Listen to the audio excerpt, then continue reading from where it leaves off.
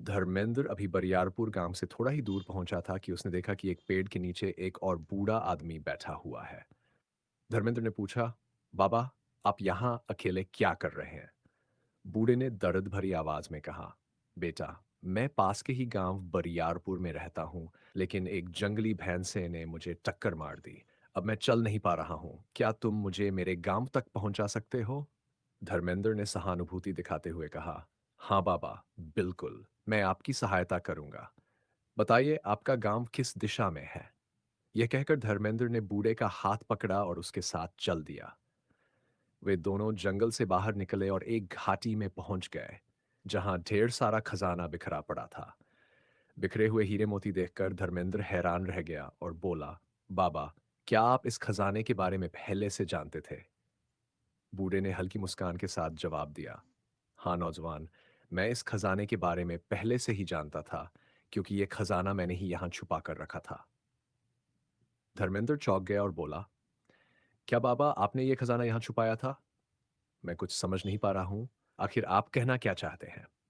तब बूढ़े बाबा ने गंभीर स्वर में कहा, बेटा, मैं असल में कोई साधारण बूढ़ा नहीं हूं।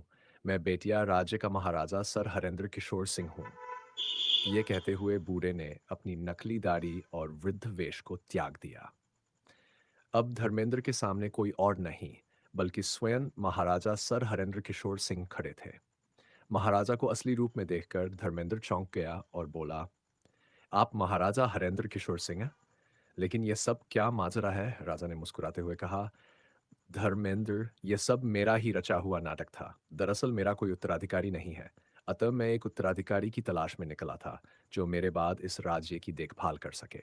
मैं एक ऐसे व्यक्ति की खोज में था जिसमें ईमानदारी, मेहनत और दया की भावना हो, महाराजा ने आगे बताया। मेरा काफिला बरियारपुर गांव के पास से गुजरा, जहां मैंने सुना कि वहां तीन दोस्त रहते हैं, धर्मेंद्र, विकास और अमित, जो बहुत ही ईमानदार और सच्चे माने जाते हैं।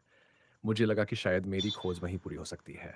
मैंने एक व्यापारी का आवेश धारण किया और तुम तीनों से मिलने तुम्हारे गांव आ गया।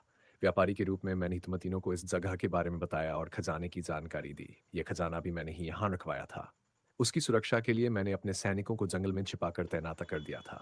मेरा आदेश था कि तुम तीनों के अलावा कोई भी इस खजाने के, तो लालच ने उनकी आंखों पर पर्दा डाल दिया। वे दोनों एक दूसरे के खून के प्यासे हो गए और मारने पर उतारू हो गए। इससे पहले कि कुछ बड़ा कर बैठते, मेरे सैनिकों ने उन्हें गिरफ्तार कर लिया। वे दोनों अब मेरी कैद में हैं। राजा ने आगे कहा, मैं और मेरे कुछ खास आदमी अलग अलग रूपों में तुम्हारे सामने आते रहे। कभी एक व्यापारी के रूप में, कभी एक बूढ़े बाबा के रूप में, तो कभी एक लाचार कुष्ठ रोगी के रूप में। मैं ये देखना चाहता था कि तुम तीनों में से सबसे दयालु और ईमानदार कौन है। आखिरकार केवल तुम ही मेरी परीक्षा में खरे उतरे। तुमने न किसी को धोखा दिया, न ही लालच में पड़े। जहां भी जरूरत पड़ी, तुमने मदद की। इसलिए धर्मेंद्र, आज से मैं तुम्हें अपना उत्तराधिकारी नियुक्त करता हूँ। अब से बेटिया राज्य की पूरी जिम्मेदारी तुम्हारी होगी। यह सुनकर धर्मेंद्र हैरान भी था और खुश भी। उसने महाराजा से कहा, महाराज, मुझे आपका यह प्रस्ताव स्वीकार है, लेकिन मेरे वे दोनों दोस्त कहाँ हैं? मैं आपसे प्रार्थना करता हूँ कि आप उन्हें माफ कर दें और रिहा कर दें। महाराजा ने धर्मेंद्र की विनम्रता और दोस्ती की भावना देखकर कहा, ठीक है धर्मेंद्र, जैसा तुम चाहते हो वैसा ही होगा। इसके बाद राजा ने विकास और अमित को रिहा कर दिया। वे दोनों शर्मिंदा थे कि उन्होंने धर्मेंद्र जैसे सच्चे दोस्त को धोखा दिया था। दूसरी ओर धर्मेंद्र राजा के साथ महल में चला गया और अब वह महाराजा हरेंद्र किशोर सिंह का उत्तराधिकारी बन चुका था। उसकी ईमानदारी, मेहनत और दयालुता ने उसे एक नई पहचान दिलाई। अब वह सम्मानजनक और सुखमय जीवन जी रहा था, जबकि उसके दोनों दोस्त पछता रहे थे। सच्चाई, ईमानदारी और दयालुता के मार्ग पर चलता है, वह अंततः जीवन में सफलता और सम्मान पाता है। अगर आपको यह कहानी अच्छी लगी हो तो वीडियो को लाइक, कमेंट करना ना भूलिए और चैनल को सब्सक्राइब करके हमारा साथ दीजिए।